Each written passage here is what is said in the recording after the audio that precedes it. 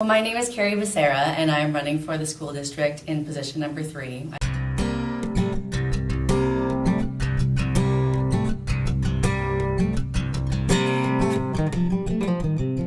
Fair is a little tricky. I think schools are a lot like democracies. They maybe have some of their rights curtailed because you can't violate others' rights.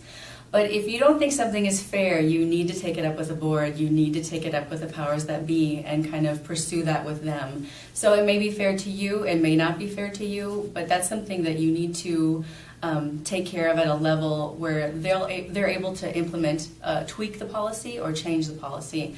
But I actually think it's a very worthwhile policy. I think it is it's kind of ambitious. It's trying to accomplish 3 goals all at once. It's setting very clear, high expectations for our kids, which helps them achieve.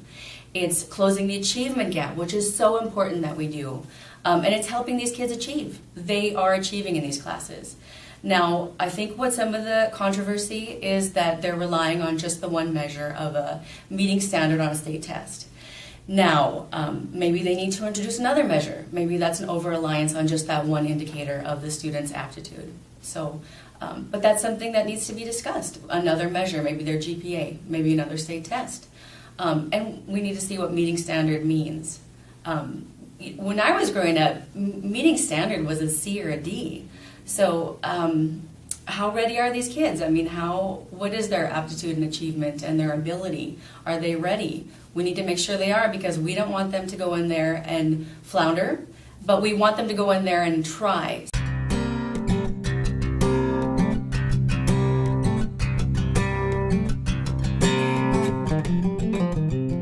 I definitely think it's our dropout rate. Our dropout rate has got to be reduced to 0. We cannot let any kids drop out, period. So we need to shine a spotlight on this to the community and know that we are all in this together. We all have a stake in this. When these kids drop out, they are more likely to run afoul of the law. They are more likely to live in poverty. And I am not just saying this. These are statistics. This is data that shows this. So these kids are not realizing their full potential. They have a lesser means of securing their future.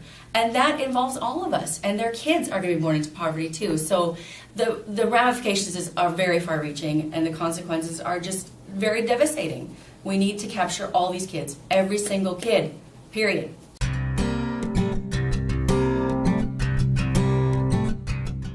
Honestly, it's showing my kids the democratic process. And that may not seem very visible to anybody but myself, but my kids are learning because I am leading by example. I am showing them what I'm doing. I often will take them with me to these events. I didn't today, but the idea is they can see me participating, and they know they should not be afraid of participating in the democratic process. They shouldn't be afraid of approaching their elected officials.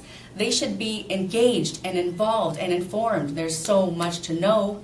So know it and be participatory.